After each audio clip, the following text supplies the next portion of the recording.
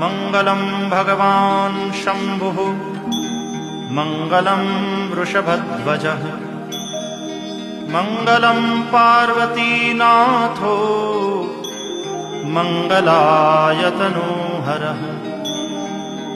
सर्वमङ्गलमाङ्गल्ये शिवे सर्वार्थसाधिके शरण्ये त्र्यम्बके गौरी नारायणि नमोऽस्तुते।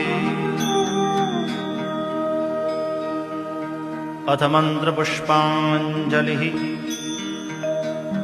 ॐ जग्नेन जग्नमयजन्त देवास्तानि धर्माणि प्रथमान्यासन् तेहनाकं महिमानः सचन्त यत्र पूर्वे साध्याः